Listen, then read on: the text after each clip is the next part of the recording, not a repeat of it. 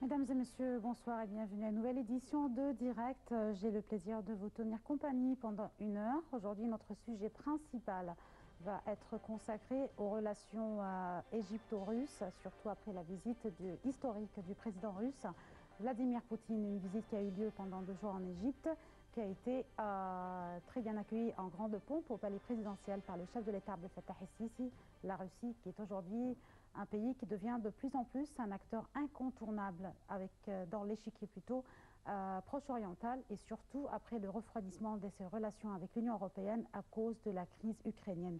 Pour parler de ce sujet en détail, des relations entre l'Égypte et la Russie sur tous les volets politiques, économiques et surtout militaires, nous allons avoir ce soir le plaisir d'accueillir avec nous la grande écrivaine journaliste Madame Farida Choubeche et également l'ambassadeur Nihad Asqalani, ancien ministre adjoint des Affaires étrangères.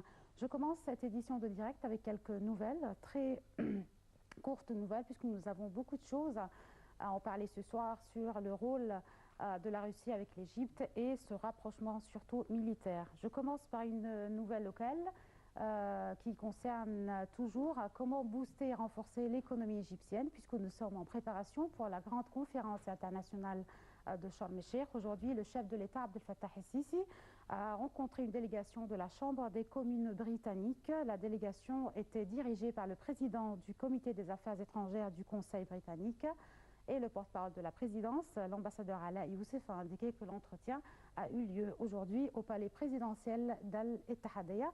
On va savoir tout à l'heure plus de détails sur cette rencontre.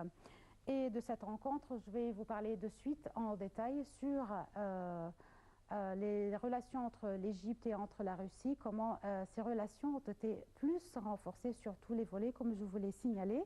Et surtout lorsque le chef de l'État a signé un contrat avec le président Vladimir Poutine pour construire la première centrale électrique en Égypte qui devra avoir lieu à Dabra. Cette visite donc de ce président russe, la première en 10 ans, et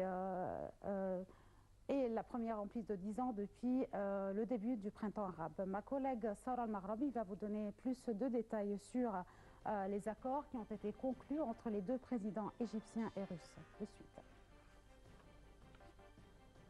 Le président russe Vladimir Poutine a été reçu avec faste par le président Abdel Fattah el-Sisi dans un palais présidentiel du Caire. Selon une photo envoyée par la présidence, M. Poutine a offert un fusil d'assaut Kalachnikov à son homologue.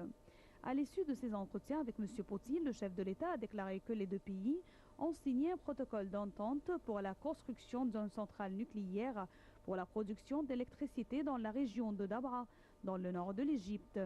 L'Égypte et la Russie ont également décidé de renforcer leur coopération dans les domaines de l'énergie, de l'investissement et du tourisme. Dès la première visite, les deux ont discuté de la livraison d'armements russes à l'Égypte. En septembre, des médias russes avaient assuré que l'Égypte et la Russie s'étaient accordés sur la livraison de systèmes de défense anti-aérienne, d'hélicoptères et d'avions de combat pour 3,5 milliards de dollars financés par l'Arabie saoudite. Depuis, plus rien n'a filtré sur le sujet. La visite du président russe en Égypte est la première de M. Poutine en 10 ans.